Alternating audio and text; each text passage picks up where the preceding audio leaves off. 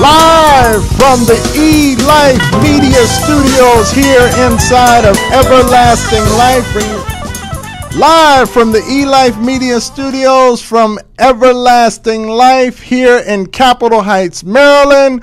We have the Urban Voices Show, and coming in the studio hot off the wire is Brother Hamil Harris. Brother Hamil. Glad we're here. Oh my goodness. Boy, see, like every Tuesday something hot going on, brother. Every Tuesday. Brother Hamil, you in the house. Yeah, I'm glad I'm in the house.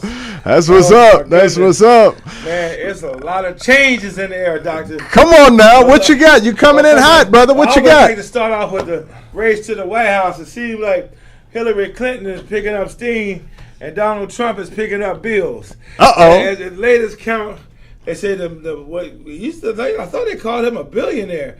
Now it's turned into a millionaire. And as it turned out, he only has like a little over $1 million of some amount in his bank account. So he needs to have some fundraising. Oh yeah, okay. So it's kind of getting shaky there, and that's just what everybody's saying. And so again, at this time as well, you have about 400, according to the Washington Post, 400 Republican delegates who were bound to Trump, who were trying to be free. Mm-hmm. So it looks like all roads are back to Cleveland, and they may have more excitement than LeBron James was ever doing his championship final, get a championship. So now the Republicans are going to meet in the same arena, and I think it's going to be more like roller derby versus basketball. Right. On the national scope. So that's been interesting. As you know, this past weekend was Father's Day. Happy Father's Day, all the fathers. Likewise. Yep. You and I both have 4 children, yep. Beautiful daughters, 1 son. Yep. And so we have that in common. So we have that. And so, again, the White House has been pushing hard for fathers. President Obama issued a special proclamation. We can talk about that later, about just being fathers and really standing in the gap. Right. And that's so important. And then locally, in terms of standing in the gaps, there are some gaps in the D.C. Council offices right now because you have 3 strong incumbents, Yvette Alexander, Vincent Orange, and the newcomer, LaRuby May, who are now unemployed. And they were beaten in the lost. So Gray won the seat? Well, Vincent Gray, the former mayor, did win the Ward 7. Democratic. And the city that's overwhelmingly Democrat. We all know what that means. It's a lot going on. So, again, it's amazing. But Gray was... Now, wait a minute, back up. You said 3 people are unemployed. I need some new shows. Okay. So who's that again? Well, again, you have incumbent Yvette Alexander. Yvette Alexander. The call is going out to you, Yvette. Look, you're looking for something to do. You want to put the word out on the street. You can come right here to the Elife Media Studios and put it out there. Yeah, so she's looking for work, as well as Vincent Orange, who has been there. Vincent Orange has been unemployed more than he has been employed. Every time it comes up, he's a veteran politician for so long.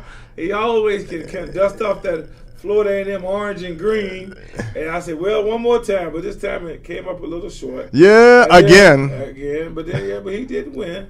But then LaRuby, he lost this time. But then LaRuby May, who was filling out the seat of former Mayor Marion Barry, former council member for life. She was running for her own term, 4-year term, and lost that to Trayon White. So again, that was a close race in Ward 8, and it's amazing just to see what happened there. So, again, changes in the air, nationally as well as locally. You're wondering what's going to happen with the First Lady, because I noticed that she was on Oprah Winfrey. They had a whole panel about women, and so, again, it seemed like Michelle Obama maybe have a future there with Oprah Winfrey on her network. You never know. So we're throwing that out there as well. So a lot going on. Again, we had the funerals over the weekend. A lot of people from the Pulse nightclub, final arrangements and burials took place across the country, not in Florida. Again, we remember over the weekend we had a whole situation with the alligator. I'm sorry, we just had some breaking news right here in front of the restaurant. The ticket lady was giving somebody a ticket, and looked like the person was a little upset. She was ready to turn her car towards the ticket lady. Yeah. And that ain't right. Right. One thing, I didn't think they write tickets out here in Maryland like this. Oh, yeah. Don't ever pull up in front of the restaurant and park out front, think you're going to get in and get out quick. Oh, my goodness. Your little $15 plate is going to turn into a $215 plate. So you want to be careful. Make sure you park in the parking lot, you know. That's right. It ain't that far away from the front of the building. But anyway, you were talking about, what's going on politically. What else is up? Again, on the local front, again, you have change in the air. In Washington, D.C. is a city heavily Democrat. So the nominees for the Democratic Party, again, in Ward 8 will be Trayon White, who defeated Ruby May. In Ward 7, Vince Gray, former mayor, was under a cloud. Apparently, he's found some blue skies and rainbows. There it is. In Ward 7. They still locking up people from his administration, right? They're trying to lock him up, but so far, it's been more talk than reality. That's what's up. Again, Teflon. He's Teflon Vincent. That's right. And then, speaking of Vincent, he went down again. Looking at this at-large piece, it's a lot of change in the air, a lot of change. Again, we get our information not just from the Washington Post, but the great people at the Washington Informer. So again, I encourage people to read all papers. Yeah. Read the Post, read your Washington Afro-American, Washington Informer. It's important. So what's up with, wait a minute, you didn't mention somebody now, The Washington Informer, Washington Afro. No, it ain't that. It's like, what happened to Bernie? Bernie ain't, we ain't talking about Bernie no more. But Bernie still will not. Bernie's not relevant. Still not giving up the fight. Bernie's still fighting for something. He's fighting for something. Not fighting for the nomination for the Democratic Party, but Bernie's fighting to stay recognized. And Bernie has a coalition that not just includes young people, but many African Americans, from Dr. Cornel West. Oh, okay. I got to see him on the campaign trail, as well as Ben Jealous, former head of NAACP. And the question was, where is Reverend Jesse Jackson? You remember Bernie Sanders was a close Jackson delegate years ago. And so Reverend Jackson, the answer is he's out registering people to vote. And what you're seeing now, I think you see the Democrats starting to rise up and to get some momentum going. Wow, if you notice what happened with the Trump campaign, again, I'm just calling it like it is, not like as I want it to be, but somebody else is looking for a job. Corey Lewandowski, Donald Trump's embattled campaign manager, he may maybe come into the show. Oh, okay. That's what's up. Let him know. Give us a call, 240-455. In fact, the copy desk couldn't resist putting the headline on the story, Corey, you're fired. You're fired. So Donald Trump, and I'm sure some people love to use that term in November, right? In terms of being fired. So again, that's something that came from TV or not. I'm even going to talk about the movies over the weekend. As you know, it was debut for Finding Dora, and also Central Intelligence with The Rock. And what's the man's name? Yeah, you know what? I saw the movie, and I went out to see. I went to see Central Intelligence, and you think about Kevin Hart, you think about comedy, you think about you want to laugh a lot during the movie. I realized something that took place at that movie. I took my daughter, who's my producer here in the studio, that's right. And I realized something else was going on, and I have to apologize to her because not only were we there to see the movie, to laugh at Kevin Hart and what is his name? Rock? Dwayne Johnson? Something like that. Right, so, okay. So we were there to laugh and look at their artistic presentation. But also something else that was going on that I missed is that I was there with my daughter. There you go. And we could have been looking at Gone with the Wind, and it was it's just precious to be there with your daughter. Everybody's celebrating Father's Day, and so it's that precious moment. But it's exciting. Now, tell me what you were telling me about the movies. Go ahead. So I want to say on yesterday, with my child, I was there. Went to the movie with my two of the three of my daughters, and just had lunch with them. And so again, it was a recent poll that came out on the eve of Father's Day that showed that African American men outpoll on the European counterparts in terms of being responsible fathers, and that you see black men wanting to be part of their children's life. It was funny, last week we had the end of the graduation period. Mm-hmm. And you saw a lot of fathers there with their daughters, a lot of people. And again, the statistics and numbers show that African American men are the leading group now men who want to be good fathers who are there. So that's been turning around. And really, many people feel it's been turning around since the Million Man March. Yep. For men to be fathers, to stand and be accountable. But again, at the same time, when we're doing things and we're doing better things, it's important for families, for us to learn how to be better husbands, better boyfriends. That's a lot it. going on. That's it. And we've got a caller on board who has a community service announcement, something that's going on in our community we need to be aware of. So we're going to go ahead and take this call. We've got Miss Philpotts online who's got something to say to us. Miss Philpotts, are you there?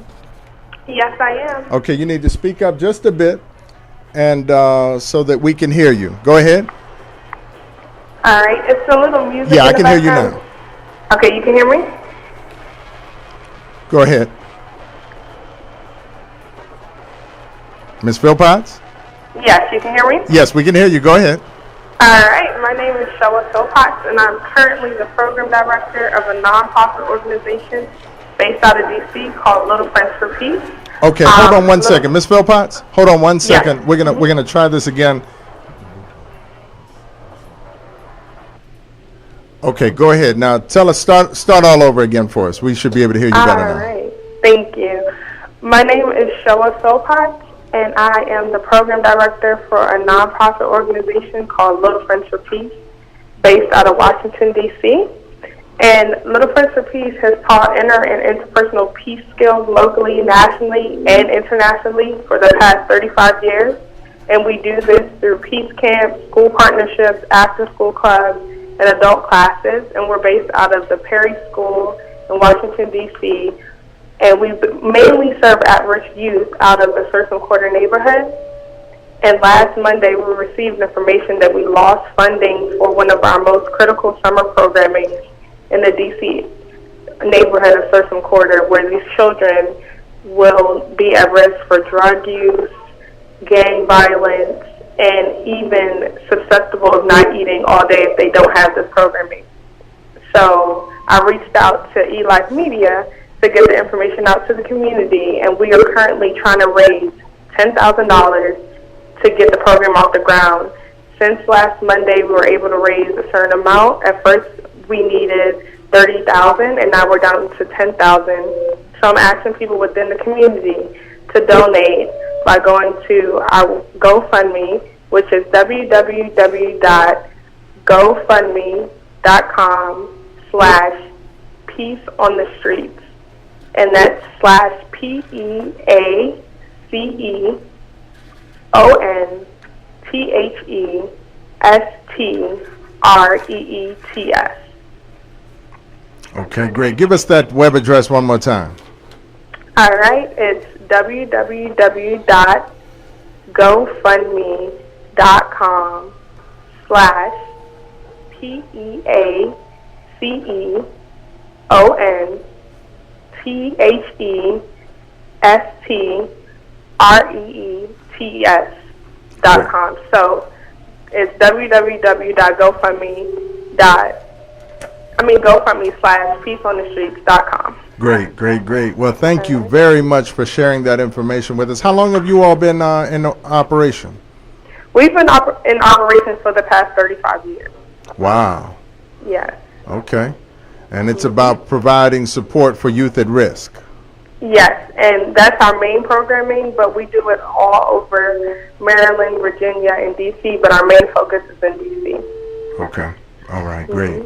Great. Well, thank you very much for sharing with us that critical information, and we're going to get the word out on our network to make sure that as many people as can will find out and be able to figure out how they can show support for such a critical program that I'm sure has touched our lives, all of us, directly and indirectly.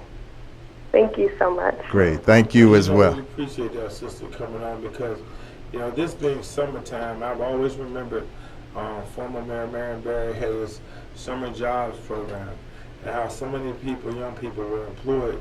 And in the area like Surfing Quarter, that community, very critical thing. And so again, to lose these grants, again, we live in an area that is heavily dependent upon grants, nonprofits. Again, very dependent. And so again, this is the wrong time not to have programs for young people, programs that they can be paid, programs that will keep them off the street. Again, this is definitely something that bears watching. Yes, yes, indeed. Again, this is live here on the Elife Media Network, and this is the Urban Voices program. We're going to be right back with more great programming in just a minute. You all stay tuned to the Elife Media Network with Brother Hamil Harris and myself on the Urban Voices TV and radio. Stay tuned.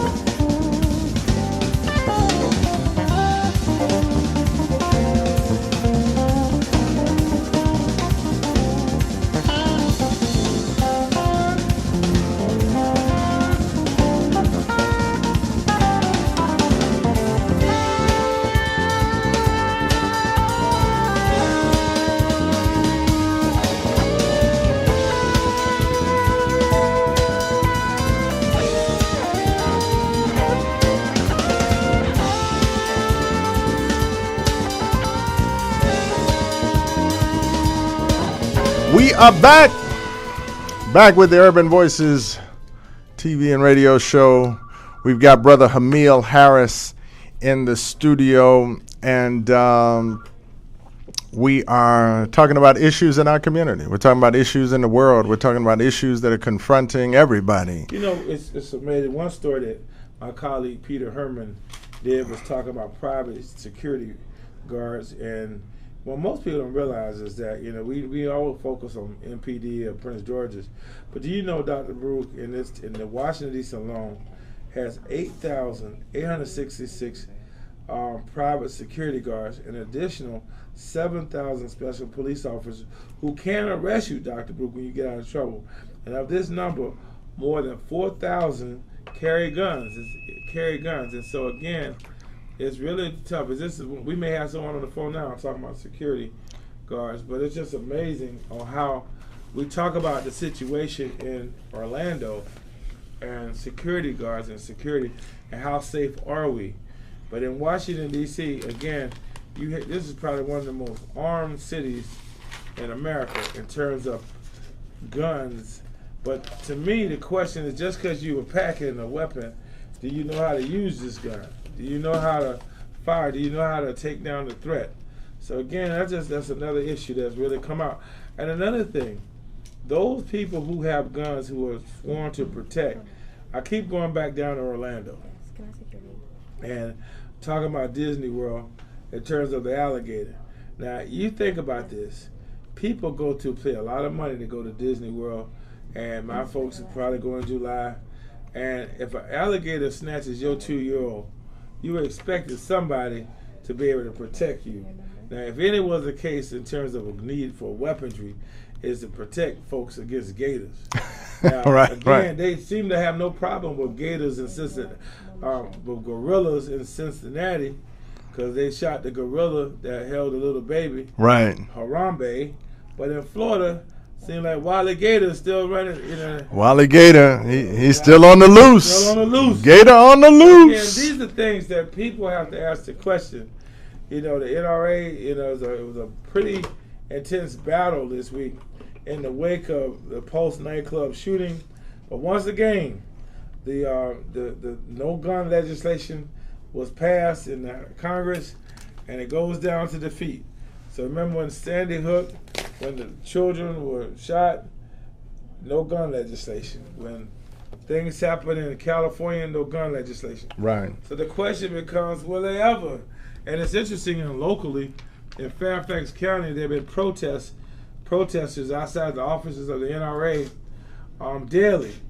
But again, at the end of the day, we have yet to see legislation to get through Congress. How do we hit the NRA where it hurts? How do we hit the NRA at the point where you are really causing them to make significant change? Because at this point, the concern is that they're not going to make the significant change until you impact them at a level where it's like, oh, that hurts. But you know, the thing that's kind of crazy, where it hurts is always at the pocketbook of the person that's distributing and selling guns.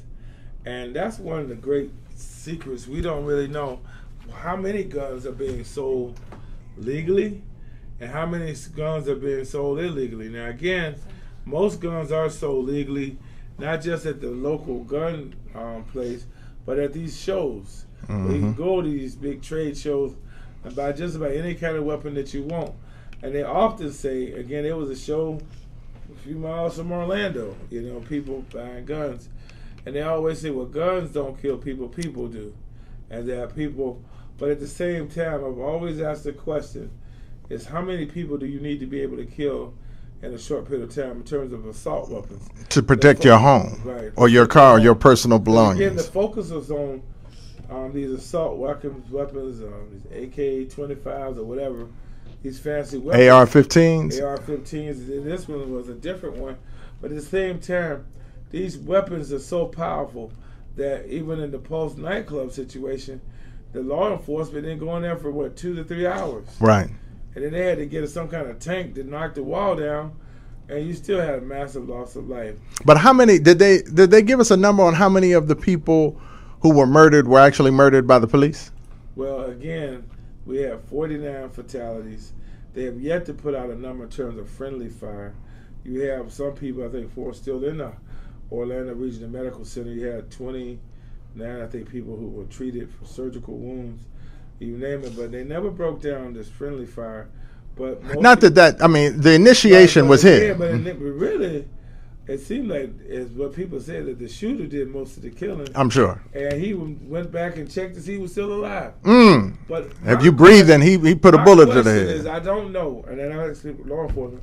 But if you have these departments, they have body armor, tanks, helmets. This is designed for you to face an active shooter. And I still do not understand why it took so long, or maybe it was, I wasn't there, for him to, somebody take fire. Yeah. To respond to him. And that's just something we don't know. Yeah, we don't know. And all the things that they need to be mindful of, we just don't know. But that wasn't the only shooting going on recently. We got a lot of shooting going on at Golden State Warrior Stadium last night, wasn't it? Was it 2 nights ago? It was 2 nights ago. Monday night. Now it was Monday night. No, it was Sunday. It was on Sunday. Yeah, yesterday we Monday, no, Sunday was Game 6. I thought Monday was. No, Sunday was Game 7. Thursday was Game 6. Okay, well, we know what happened. Yep. The Cleveland Cavaliers beat the Golden State Warriors finally. So the LeBron James homecoming finally was really a homecoming. There you go. He brought the trophy back. And, that's got to be special. But also, what is it? It was like 3 or 4 different things that took place. Nobody had ever come back from a 3-game deficit. And I like the sports section of the Washington Post. Dan Steinberg, they wrote a headline. He don't write headlines, but I like what they said. The crown for the most cursed sports city doesn't fit. But again, when you think about that, was Cleveland. Is it Cleveland, as you may know, I have heard, finally won a championship. The result celebration, which, like so many other current movements, have been building up since the Johnson administration. But again, this whole thing with LeBron James, he's finally emerging as a superhero. And again, the question, what's ahead for LeBron? Again, he became this national figure 16 years ago. It's been a long time in Ohio. He had the whole Miami run, But again, to see his face, Dr. Baruch, to see the tears, it really was a homecoming, finally. And it's ironic that you see this signs all over Ohio, welcome home. Thank you, LeBron. That's a lot of pressure put on one athlete to deliver a championship. You're right. You're right about that. Absolutely. And we look up today and we see the celebration. It's probably going to go on for weeks and weeks to come, right? Oh, yeah. That's and pretty and again, we as a community, we need championships. We need to be able to celebrate. We need to be able to bring people together. And it was funny. I thought it was ironic that Mr. Trump kind of talked about being in Cleveland in a matter of about 3 weeks for the Republican National Convention, and he even invoked the name of LeBron James and how they barely have enough time to put together the platform, the physical platform. They probably have a harder time the political platform for the Republican Party, but in Cleveland. Yeah. So it's just interesting how right now the GOP, and you're going to look, now what can you look for this? Look for a lot of diversity. Now, I don't know if it's real diversity, but you will see many people it's a production. The Democrats as well as Republicans, they put on these 2 to 3 night made for television. I used to love to go to these conventions, productions to show America this is the party. We're the party of the people. We're the party of the Lincoln. You go hear Lincoln name so much, you're going to think he's still at the Lincoln Memorial living. But the thing about it is that man from Illinois. But look for this diversity.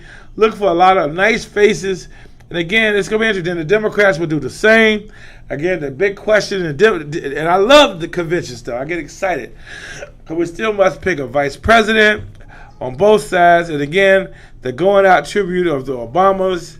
Again, it's hard to believe it's been 8 years, Dr. Baruch. 8 years. He made it. 8 years. We made it. He made it and we made it. We're still trying to make it. Yeah. Okay, I'm glad you said that. Like Dr. King said, we still trying to get there. We still trying to get, because this check, every time we go to deposit that check, it's insufficient still funds. Too much red ink. It's insufficient funds. But you know what's interesting, though?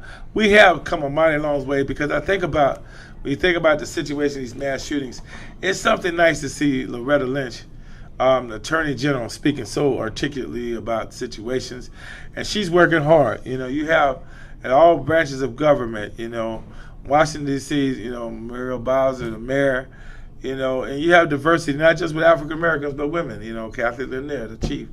You see a lot of diversity. And again, I think the big challenge now is what will the face of the immigrant community be? And I think that's one of the biggest challenges that the GOP is worried about, because you have this backlash. You got the Trump backlash. He wants to build a wall, again, a wall, partition America. And some people say, no, how can you build a wall? What generation will you start with? So again, I think it's going to be very interesting to see how Mr. Trump recovers, if he can, and what will happen at these conventions. That's what's up. Well, you heard it live right here on the Urban Voices radio and television program here on the Elife Media Network. And Brother Hamil, any closing words, any final words before we jet out of here? Well, it's just great to be here. I think what I tell everyone is summertime. Parents, take time out with your children. We talked about that, spending time, not just putting them in a camp to warehouse them or ship them off to a pool. They come back wet. This is the time where you spend that extra time for the time to come. And we had a guest who was going to call in. They didn't call in as of yet. That wasn't Brother Alan Lucas, was it? Yes, it was. Oh, okay.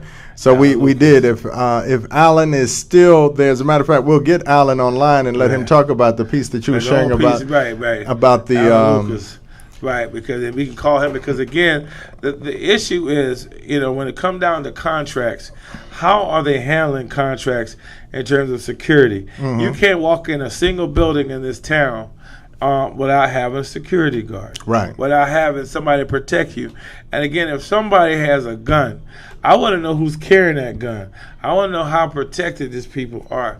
And what's the issue here? Again, if they're sitting out contracts against a whole lot of firepower in this town.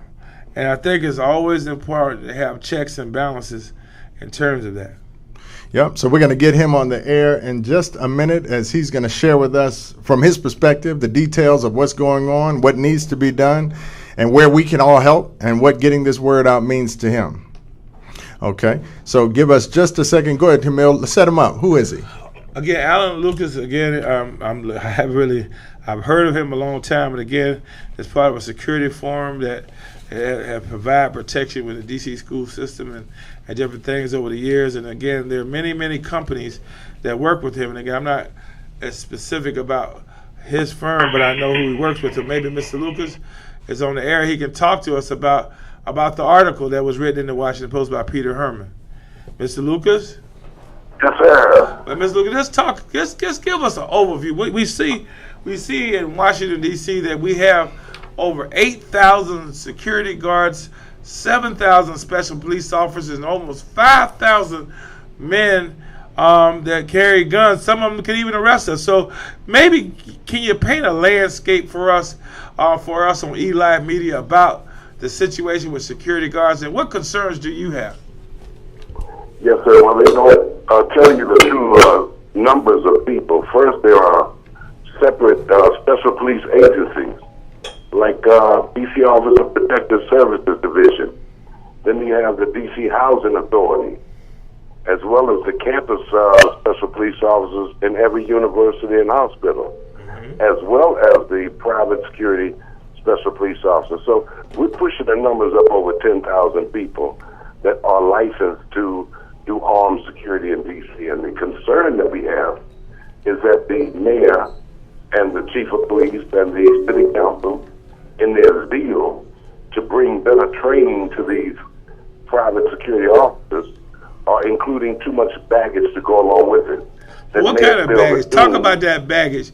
Talk about the baggage. Break this down for us. What are you talking about? I'm going to break it down. They want to include a 40-hour classroom type setting, inclusive of all the new regulations that have been added from that 2006 Professional Security Enhancement Act, terrorism awareness, bomb threats, building evacuation, blah, blah, blah. That's fine. We don't, in the industry, the trainers don't mind adding this type of training to the curriculum we already have. But they want to include firearms training twice a year. That's a big pain in the butt. Right now, all 10,000 people have to go outside of the district beyond the beltway to qualify with their trainers. I'm DC licensed firearm instructor, and for 11 years I've been trying to bring a small range to DC to do my job. They keep barring me. They won't make the zoning so that I can have the building. So we have to transport people outside the beltway to private ranges that charge us excessive amounts of money. Block us up. It's hard to get range time. And so from March 1st to May 31st, the recertification just for the handgun means thousands of people and a few firearm instructors having to go outside of D.C. to do the job we can do here easily. I guess the question, a couple questions. I guess, we have a changing of the guard in terms of the D.C. Council with Vet Alexander, Vincent Orange, and LaRuby May. These are three members of the council. Do you anticipate any change from a legislative perspective and also from a security perspective? One thing that we know that we have in common with Orlando are nightclubs, and we have many nightclubs, and I've always heard that some nightclubs have trouble and don't stay away, but some nightclubs seem to be fine. But again, in terms of training, what can you tell us about what's being done to make nightclubs safer? Because it seems like we've always heard these stories. And how can a man walk in a nightclub with an automatic weapon like that? And I mean, I thought that everybody had to get searched or something. Or do you just shoot your way in? I mean, can you tell about the public wants to be safer? And what can you talk about that in the last minute we have? Every security, every nightclub in the District of Columbia is an illegal operation when it comes to their security. In the District of Columbia, you must be licensed in order to do unarmed or armed security. If you're going to put so-called security guards in these nightclubs, there is a stipulation where you can't work in plain clothes unless you're given permission by the police. None of them have that permission. They have no license, no authority to put their hands on you. They can't arrest. They don't carry guns. So what type of security are they giving to a nightclub that may have, on a good night, a couple of thousand people trying to get in, and there's nobody there armed? So you see a couple of these police officers working off-duty in the clubs. Well, right there, there's a conflict of interest.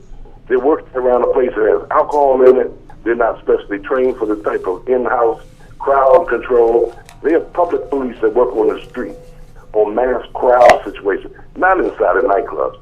These nightclubs can get better security if they would just do what the law says and hire armed security companies that have uniformed security officers that know what they're doing. So you're saying are all illegal. Well, I know the time is short, but we want to come back, Mr. Lou, and we want to do some follow-up stories and also maybe have you in the studio and talk to you again. We want to have the police chief. We want to get to the bottom of it. That's one thing about Elife Media. We're going to get to life. We want to get down to the nitty-gritty, and we're going to get to the bottom. So whatever you say, we're going to back it up. I know Mr. Norman Buffalo and other great leaders over there in the firm, but we're going to come back. And so just stay tuned, and we're glad to know that you're on the case, but we want to see how safe we can be in this city. Yes, sir. Great. Thank you very much again, you, Brother Lucas. And we look forward to more great programming and more great information that's coming forth. We thank Brother Hamil Harris for unearthing this story and bringing it to the fore and bringing it to the attention of our public. And this is, again, the Urban Voices radio and TV program here on the Elife Media Network. And it's information like that. I'm glad we got those two calls in. We need it because, again, it's only so many minutes the television will show us, only so many stories that the Washington Post can bring us, only so much that we can carry, even our community papers. But it's always good to be flexible enough to have people call in on these cutting-edge issues so we can respond. And I want eventually, hopefully, that the call-in line will be truly a hotline, and folks just got to come in and hook or crook and let us know what's going on Elife Media. That's it. You heard it right here from Brother Hamil Harris here on the Urban Voices. I want to thank you, brother, for making it in. Always you know, good the to be weather's here. changing out there. You know, right. we want to make sure all of our viewers and listeners are safe out there on the road. Focus in, pay attention to the road, get us locked in before you leave the office, and then drive with us on the way home. Again, this is the Elife Media Network. You all stay tuned for more great programming today. This evening we have Slick Rick Daddy. What is it? Slick Daddy Rick. Slick Daddy Rick and the Heartbeat Congo Hour. Well, all right, I'm ready to dance now. I'm ready. Again, all right here on the Elife Media Network. You all stay tuned for more great programming. We'll see you next week on the Urban Voices program, right after the Dr. Baruch Show on Tuesdays. And this show starts at 1 o'clock. Y'all have a great week.